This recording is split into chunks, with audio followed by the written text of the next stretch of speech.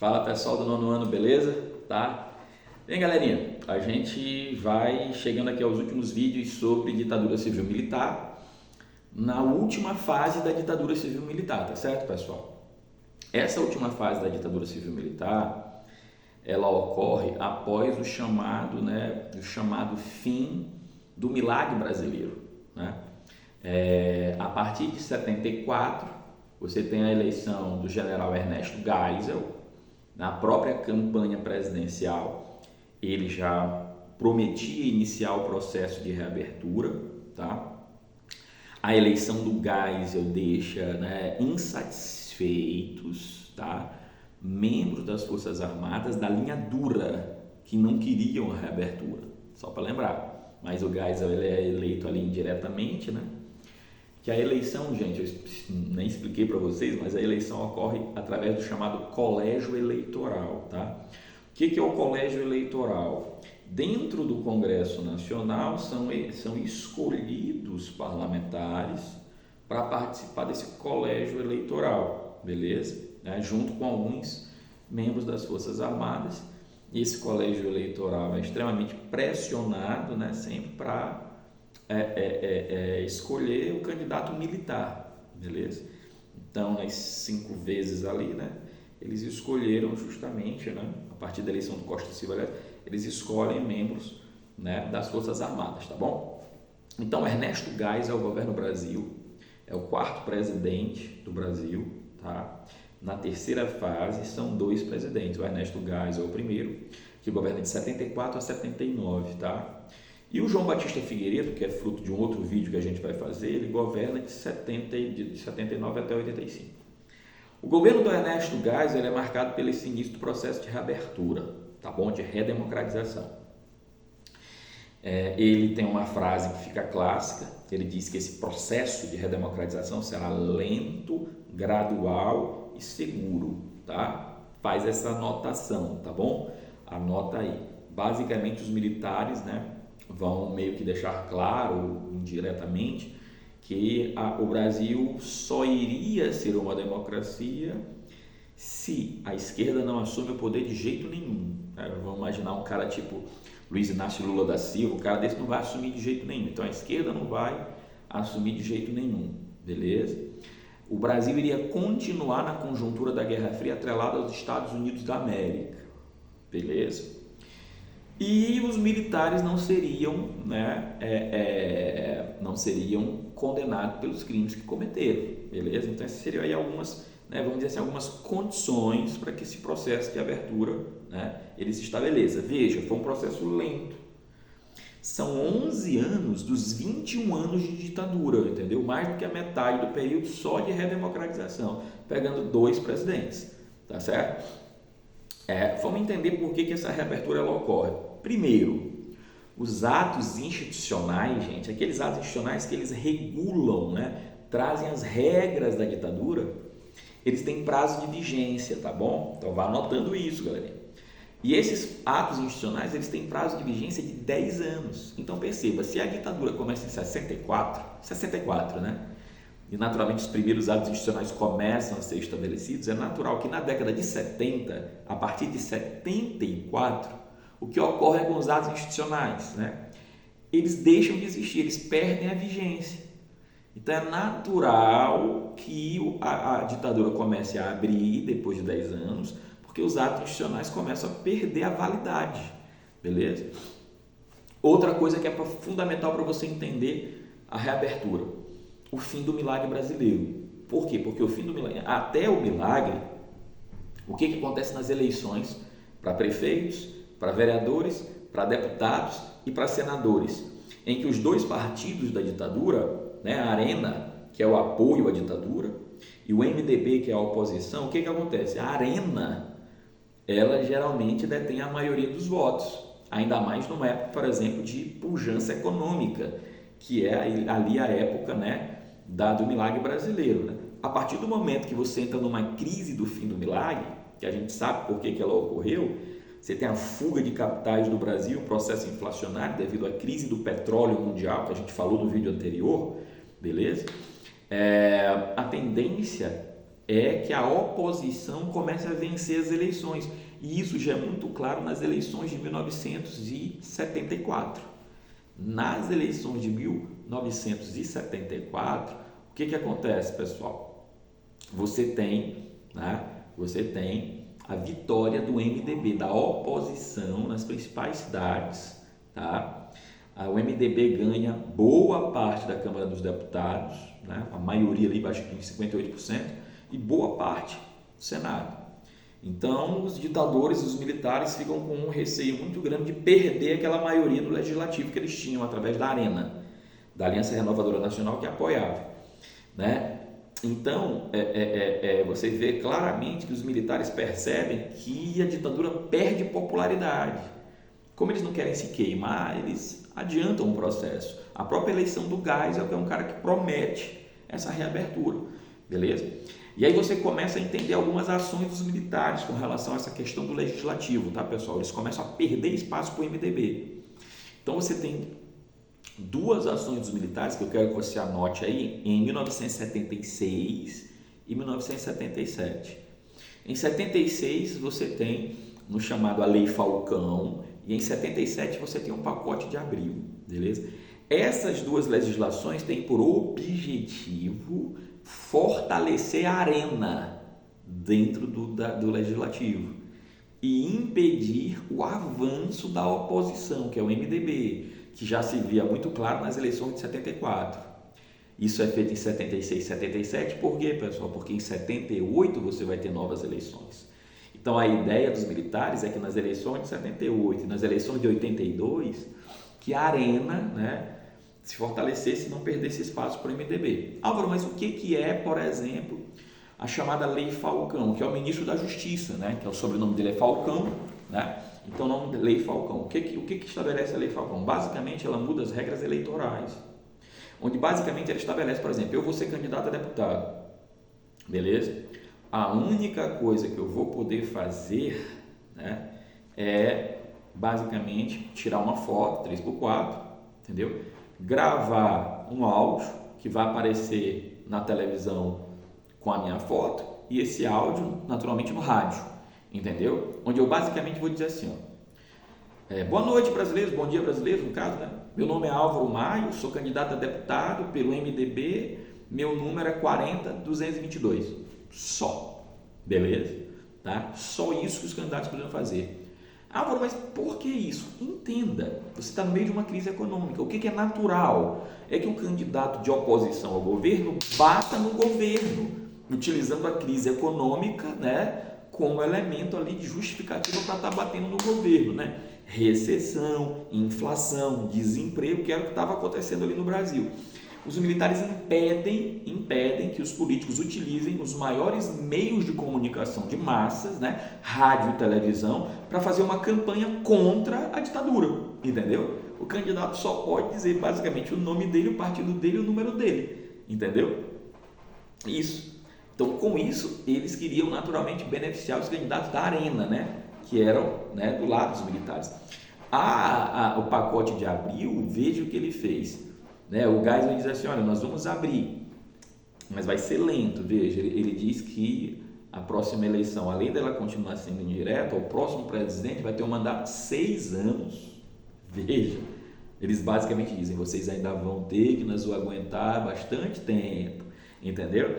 E cria o senador biônico, né? O que é o senador biônico, pessoal? Senador biônico basicamente é o seguinte, vamos pegar aqui um número para a gente ter aqui uma visão, né? Vamos imaginar que existam 60 senadores, entendeu? Que é natural devido à crise que o MDB ele tenha a maioria dos votos diretos.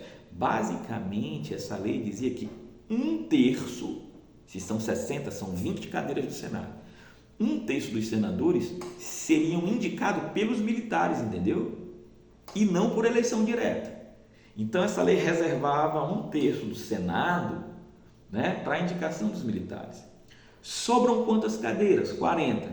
A oposição, maioria ampla, ganha, vamos imaginar essa eleição, 25 dos 40. 15 são do lado dos militares. Então, veja, na eleição direta das 40 cadeiras, vamos imaginar, Maioria ampla para a oposição, 25 cadeiras e apenas 15 para os militares. Mas quando você soma essas 15 da Arena, com as 20 que eles indicaram, dá 35 cadeiras perante as 25 da eleição direta. Então, os militares continuam tendo maioria ampla no Senado. Então, veja, eles mantêm a maioria. Todas essas leis, pacote de Abril e lei Falcão, têm por objetivo manter a maioria na Câmara dos Deputados e no Senado para a Arena, partido do lado dos militares. Veja, uma outra coisa muito, que você vai ver lá no seu livro, assim, mais, uma outra coisa muito forte dessa época é a reação da linha dura a esse processo de abertura.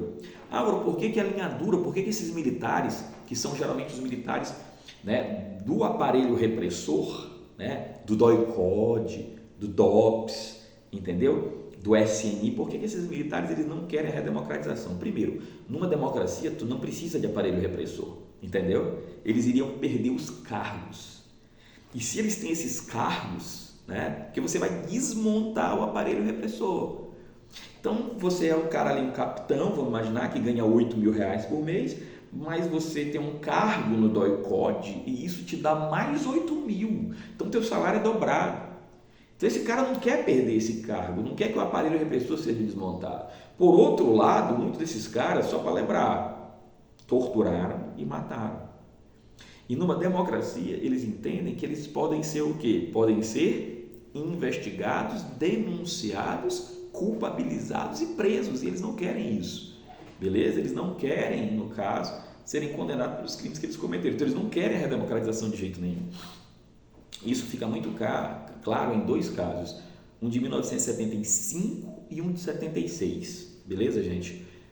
Ainda no governo Geisel, que é o caso do operário Manuel Fiel Filho, em 76, e do jornalista premiado internacionalmente por documentários, Vladimir Herzog.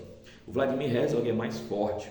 Os dois são chamados a prestar esclarecimentos, o Manuel Fiel Filho tentando reestruturar o movimento sindical, e o Vladimir Herzog fazendo jornalismo de crítica à ditadura.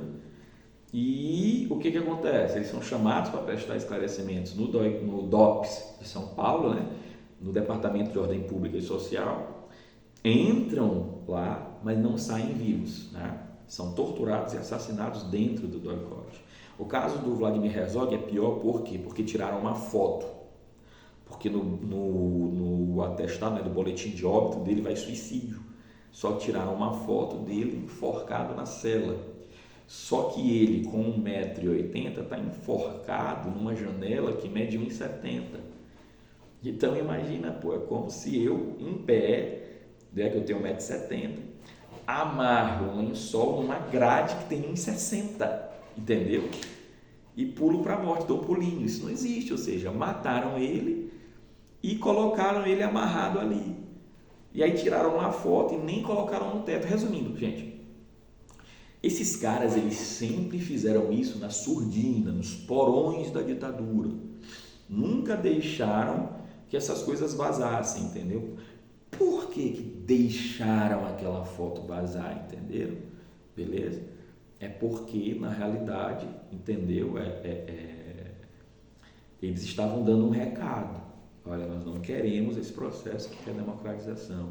O próprio fato da foto vazar é porque, você veja, no momento de redemocratização, beleza, ali entre 75 e 76, a própria imprensa começa a ficar livre novamente, a censura começa a cair.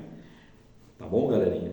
Então, são dois casos horríveis de pessoas que são chamadas para prestar esclarecimento e assassinadas sob a custódia do Estado. Entendeu? Não era mais aquela coisa de um desaparecido, ninguém sabe quem levou. Não, ele foi convocado para prestar esclarecimentos e dentro do DOPS foi assassinado. Só que, lógico, no boletim lá, vai como se ele tivesse cometido suicídio. Isso é muito forte. Beleza, galera? Uma outra coisa também é a chamada política externa pragmática. O que é política externa pragmática? Veja, o Brasil, Guerra Fria do lado dos Estados Unidos. Mas naquele momento de crise, o governo brasileiro começa a procurar o quê? Começa a procurar relações comerciais vantajosas. Então, relações dentro da Europa e na África, entendeu?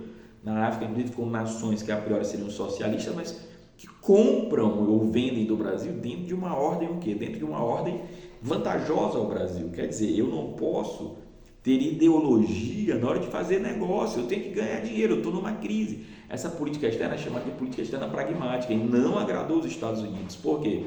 Porque o Brasil estabelece 2 projetos energéticos, né? O que está arrebentando o Brasil? O petróleo, a crise do petróleo, essa dependência do petróleo. Então você faz 2 projetos energéticos, por exemplo, também, que não são interessantes para os Estados Unidos.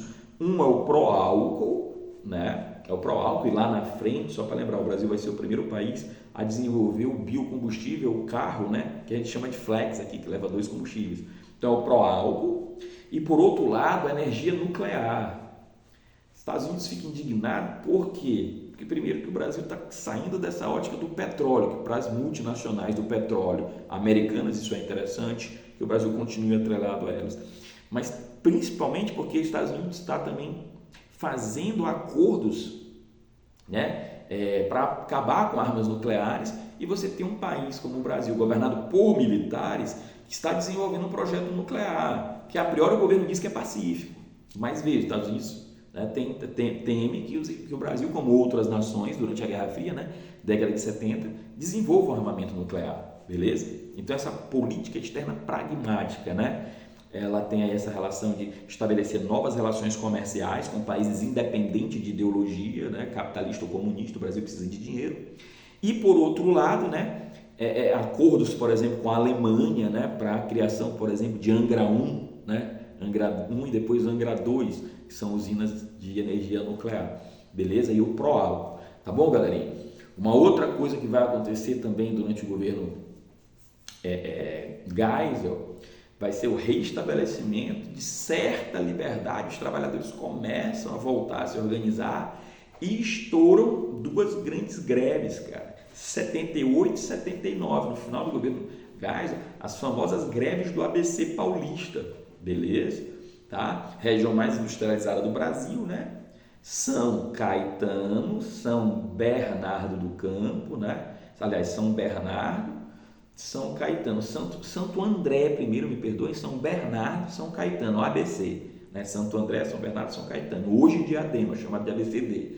Regiões extremamente industrializadas, e ali a greve dos metalúrgicos, encabeçadas por quem? Por ele, né? Luiz Inácio Lula da Silva.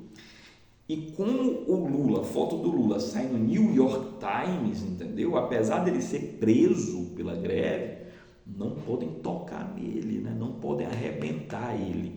Arrebentam o irmão dele, deixam um cara quase morto de porrada, mas ninguém toca no Lula, porque o Lula saiu no New York Times como a grande liderança, o herói dos trabalhadores. Foi capa do New York Times do Brasil, o herói dos trabalhadores do Brasil, Luiz Inácio Lula da Silva. Beleza?